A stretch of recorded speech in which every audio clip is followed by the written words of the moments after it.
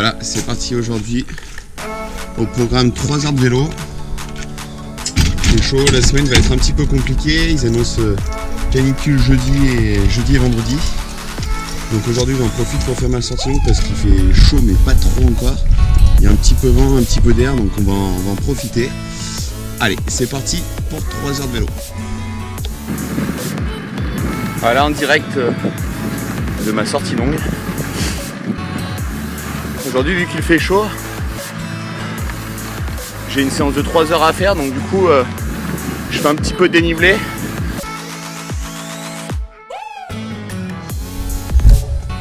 Voilà, c'est parti aujourd'hui pour une séance course à pied. Alors ça va être très difficile dans des conditions extrêmes puisqu'il fait 38 degrés, donc j'ai essayé de retarder au maximum ma séance, de la faire très tard le soir. Ce matin c'était pas possible, j'ai trop mal dormi, c'était impossible de se lever très tôt ce matin. Donc voilà, je vais la faire ce soir. Là, avant de partir, il fait 38 degrés. Donc voilà, la séance va être dure, je vais essayer de bien m'hydrater. J'ai pris une glacière avec pas mal de bidons. Et c'est parti. Voilà, comme prévu, une séance qui s'annonçait bien dure. Elle l'a été. J'en profite pour vous faire un petit topo sur mon hydratation, même si aujourd'hui ça n'a pas été optimal parce que j'ai pas pu finir ma séance correctement, vu des crampes que j'ai attrapées. Mais là, sur ma séance, j'étais à peu près à un petit peu plus de 2 litres d'eau que j'ai mélangé avec des gels isotoniques et des gels électrolytiques. Et à chaque litre d'eau, j'ai ajouté 2 bonnes pincées de sel pour les déperditions en sels minéraux. Donc voilà, je vous referai un petit topo un petit peu plus pointu sur la nutrition dans les prochaines vidéos. Voilà, allez, je vous souhaite à tous une bonne fin de soirée. C'est l'heure d'entrer.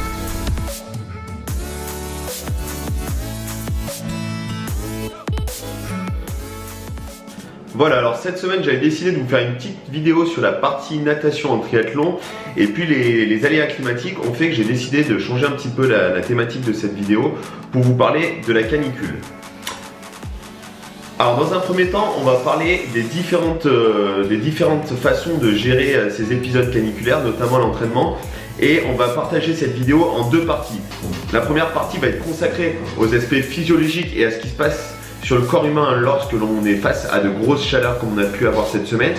Et puis dans une seconde partie, on verra un petit peu comment on peut aménager les entraînements et comment on peut arriver à s'entraîner et à adapter sa manière de travailler pour pouvoir répondre aux exigences de l'entraînement et en même temps pouvoir passer ces périodes un petit peu caniculaires.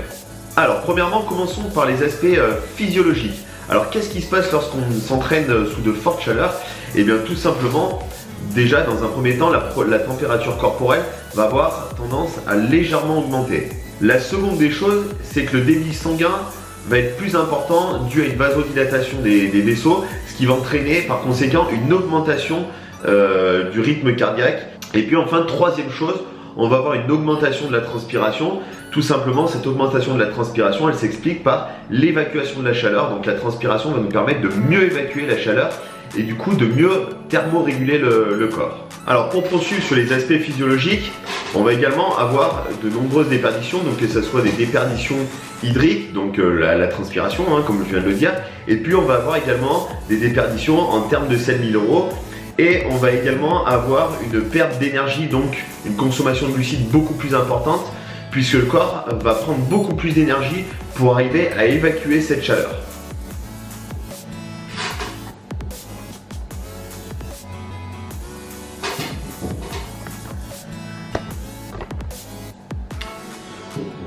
Venons-en à présent à la partie entraînement. Donc comme je l'ai dit dans ma petite introduction, la partie entraînement, on va la décomposer en 2 parties. La première partie, elle va être consacrée à l'entraînement lorsqu'on n'a pas d'échéance compétitive à plus ou moins court terme. On n'aura pas forcément la nécessité de devoir s'entraîner dans des conditions climatiques extrêmes. Et puis pour la deuxième partie entraînement, nous expliquerons un petit peu comment on peut arriver à gérer l'entraînement, comment on peut arriver à l'adapter pour apprendre à s'acclimater justement dans des conditions de chaleur extrême si on est amené à courir une course dans des conditions similaires. Alors, lorsqu'on est à l'entraînement et qu'on n'a pas d'objectif spécifique à préparer sur du court terme ou dans des conditions similaires de chaleur, on va tout simplement adapter. Alors, on va choisir plutôt de faire les séances tôt le matin, là où la chaleur est encore peu présente et où le soleil tape pas trop fort, ou bien le soir pour des conditions pour avoir des conditions également un petit peu plus fraîches et où le soleil a baissé un petit peu en intensité et donc où il fait moins chaud. L'autre méthode de travail, ça va être bien entendu de faire des séances peut-être un petit peu plus en intérieur, par exemple des séances de home trainer, par exemple des séances de course sur tapis, où là on va pouvoir tempérer la salle dans laquelle on évolue, et là ça nous permettra de pouvoir continuer à s'entraîner, mais sans forcément subir un petit peu cette chaleur importante. L'autre paramètre qu'on peut également adapter, c'est faire du renforcement musculaire, en profiter pour faire des routines de prévention, en profiter pour faire des routines de renforcement musculaire, de gainage, de renforcement au niveau des jambes, des bras, des épaules. Voilà, ça c'est des choses qu'on peut faire lorsque justement il y a des épisodes de chaleur comme ça. Et puis deuxième conception de l'entraînement, alors là c'est une conception un petit peu différente, c'est lorsqu'on est face à un objectif dans lesquels on va devoir reproduire des conditions de chaleur quasiment similaires. Là par exemple cette semaine il a fait des chaleurs très importantes, entre 40 et 45 degrés. C'est la même température qu'il y a eu sur l'Ironman de Francfort. Voilà, c'est des conditions qu'on va retrouver au mois de juillet, au mois d'août sur l'ensemble des triathlons en Europe, notamment à Nice où ça a été également très chaud, et puis Vichy également qui va arriver au mois d'août où on sait que là également les conditions sont extrêmes, et c'est le triathlon, l'Alpha Ironman pardon, auquel je vais participer. On va devoir apprendre au corps à s'acclimater face à ces conditions de chaleur. Alors pour ce faire, on va utiliser différentes méthodes. Alors la première des méthodes, ça va être bien sûr de s'entraîner dans ces conditions climatiques extrêmes. Alors pour ce faire, on va utiliser une méthodologie bien particulière. Dans un premier temps, on va faire les séances, mais on va chercher à les raccourcir. On va chercher à faire des séances qui vont être plus courtes, et on va également jouer sur le temps, mais également sur l'intensité de la séance. On sait que lorsqu'on est face à des situations de chaleur très importantes, les performances vont être un petit peu en deçà. Donc il faut compter entre 20 et 25% de différence, de baisse d'allure ou de baisse de puissance par rapport à ce qu'on est capable de produire dans des situations tempérées, donc dans des situations classiques et normales. Alors cette acclimatation, elle va se faire en plusieurs temps. Il faut compter entre 3 et 4 semaines pour arriver à s'acclimater. Là encore une fois, nous ne sommes pas tous égaux face à la gestion de la chaleur. Certaines personnes arrivent à parfaitement bien gérer cette chaleur et à très vite s'adapter, alors que d'autres personnes auront un petit peu plus de mal. Moi je fais partie des personnes qui subissent un petit peu face à la chaleur, j'ai un petit peu de mal à m'adapter, donc je sais que moi c'est en principe plutôt 3 voire 4 semaines d'acclimatation et non pas 2 ou 3. Donc comme je le disais précédemment, ces périodes d'adaptation, il va falloir qu'on y aille progressivement.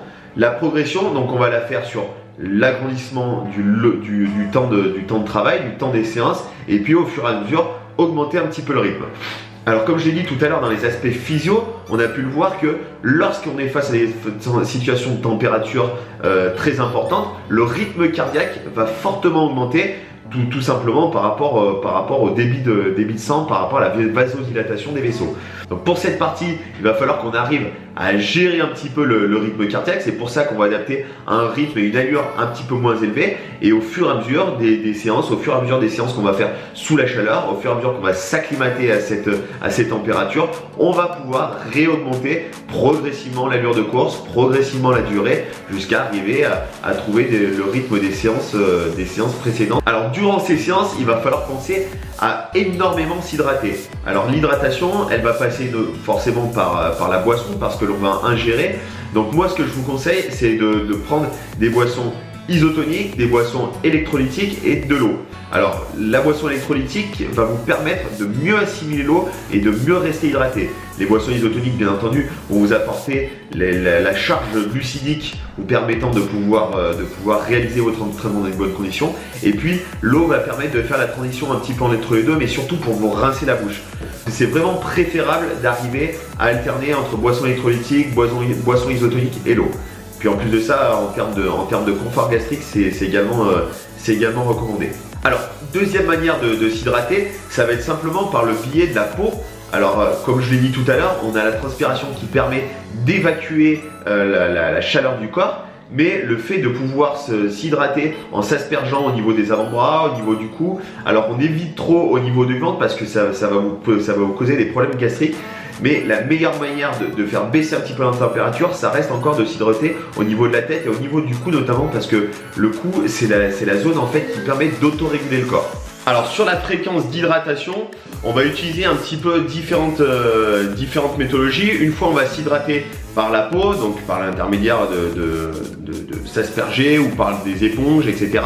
Et puis on va alterner avec des gorgées d'eau. Alors ce qu'on conseille, c'est à peu près entre 500 ml et 750 ml de boisson par heure. Alors sachant qu'après ça varie d'une personne à l'autre, ça varie encore une fois de la chaleur, ça varie de pas mal de paramètres. Alors comme je l'ai dit tout à l'heure également, vous allez pouvoir utiliser d'autres manières de vous entraîner et de vous préparer afin d'éviter d'être en sous-entraînement lors de ces phases de canicule, et notamment utiliser la préparation physique. Alors la préparation physique en salle, tout un travail de renforcement musculaire, un travail de gainage, un travail de proprio, c'est ce que je vous ai dit un petit peu tout à l'heure dans l'introduction. N'hésitez pas à faire appel à ce genre de choses, c'est pas du temps perdu, bien au contraire, ça vous permettra d'être plus efficace dans chacune des disciplines et surtout d'éviter la blessure, parce qu'on sait que la blessure chez un athlète et chez un sportif, c'est un petit peu notre hantise, et si on peut arriver à prévenir et à faire de la prévention sur cet aspect-là, c'est le top.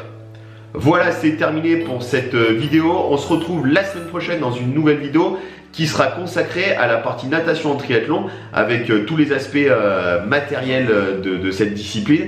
Et également, je vous ferai part un petit peu de la méthodologie de travail que j'utilise pour me préparer pour cet Ironman de Vichy le 24 août 2019. Allez, à très vite et on se retrouve dès la semaine prochaine.